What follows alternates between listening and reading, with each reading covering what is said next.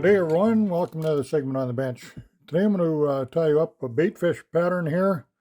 There's a great little pattern here that's very durable and easy to throw. Doesn't soak up any water. All the materials here are coming from Semperfli today. I'm going to be using a size 1 hook here. This is a sickle bend, kind of an octopus hook. It's a very fine wire. It's a strong hook and it penetrates the mouth real good. I've picked that up at a big box store and thought I'd give them a try, and they work quite well. Quite happy with them. Some 1/0 yellow, bright yellow thread, fluorescent yellow. Do not use flat thread on this. Your materials are too slippery. I'm going to be using some cashmere monkey. This is going to be in cream. I've got a fluorescent yellow and a fluorescent orange. Orange sunburst, actually, that color is. Over the top, I'm going to be using some black predator fiber. And then over that, we'll put some of this wing material here, wing and flash, I believe it's called. The gills and the belly, I'm going to be using Semperfli Semper Seal subs, fluorescent red for the gills and white for the underbelly. And then we'll just bring in some nice little dome eyes. Let's get a hook in the vise. Tie one of these up. I would have to say fish stripping streamers. Fishing streamers is probably my favorite type of fishing. Freshwater and saltwater. Pretty exciting. I always like fishing flies that are unweighted if possible, to keep them in the zone a lot longer. For predators, I don't have to worry about them sinking through the zone too fast. Okay, now we're just going to bring in some of this cream. A lot of the ambush predators, of course, you give them a little longer to look at something, they'll be on it, or you get a better movement in the water too when you're stripping your pattern through. If it's not running like a jig or whatever, they act more like a bait fish, of course. Okay, we'll get our, this is not a white, this is a cream color, just a little bit off color. There we go. Then I'll come in with some orange, some sunburst. Just takes a wee little bit of fibers too, doesn't take much. And this fiber, when you get it on the shank and you get it in the light and put it in the water, it's not polar bear, but it kind of looks like it. Pretty close. I'm just going to stack these up a little bit. Come on the top here. Make sure it's folded back. Coming on top of this one, I'm going to stack these bottom ones, get them to kind of bleed together a little bit.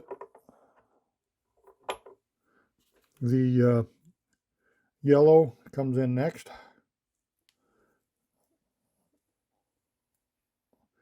I don't really want to go with that much. See, a bright color like that would really overtake this fly in a hurry.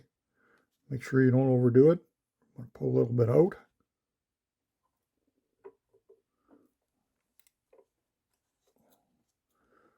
So I use don't use the, that's enough. I'm going to cut that right off right there. That little bit of yellow is really going to be noticeable. I want to keep them a little more natural. Then we'll bring in the predator fibers. This is really kind of a bulky type fiber.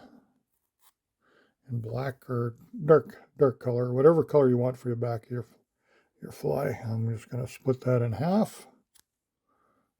I got enough for 2 flies for sure, maybe more. Make sure I get a good taper on that. There again, I got enough right there.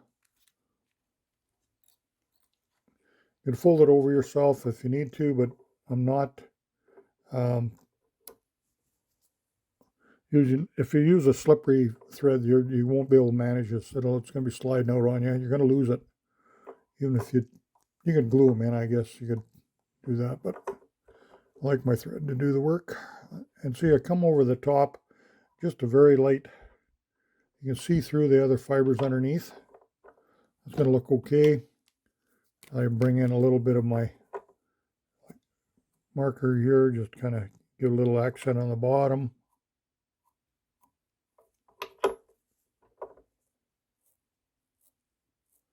Kind of makes it a little more interesting. I get the top done here, and then I'm going to finish up on the bottom. I'll turn it up. Just taper these baitfish fibers. Keep that fairly sublime as well. I don't want it taking over the pattern. When I go to glue this all up, get my cement, I'm going to kind of squish it, get a little more of a profile going there. And I want this black over on this side a little more. There you go, just to get it kind of, once I brush it out, you'll see it even better. So we'll turn it upside down. A little fluorescent red seal subs. You don't need much on that.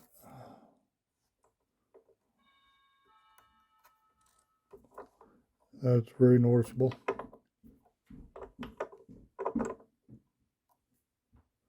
Then I'll come in with a white seal sub. This is a long fiber for my belly.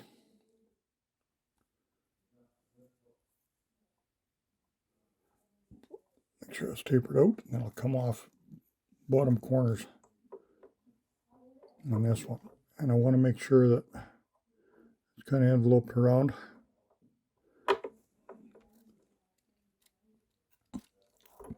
There we go. Now we can finish our head off here. This big fly thread here, 1/0 or bigger.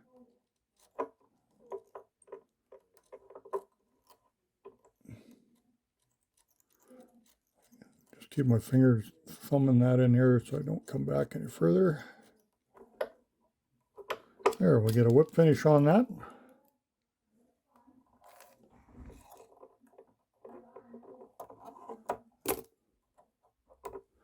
That'll get some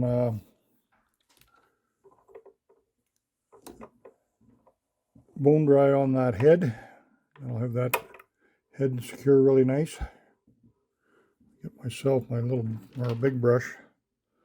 I just use a big coarse brush when I'm working with these flies. I'll take a lay it on my table.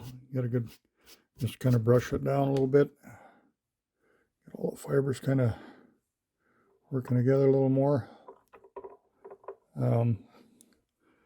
So I won't sit here and bore you with how to cement a fly up. I'm sure you all know how to put some UV on.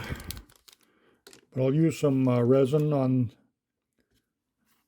like I say, the bone dry on the head probably, or you can get away with just one application of the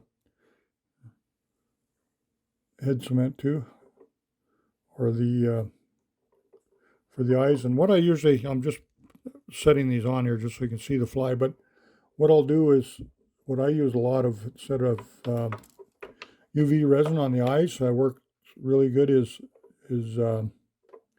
marine goop. I'll put a little dab, pretty good dab underneath it, and that, I've never had it fail me yet. I've used them for years, and it doesn't discolor or anything like that. So you can go put your eyes in there. You can bring them a little bit forward. Some guys like them a little bit further ahead. But what I'll do is when I get that goop, I'll spread that material out a little bit, and then when it dries, I can comb it back down again.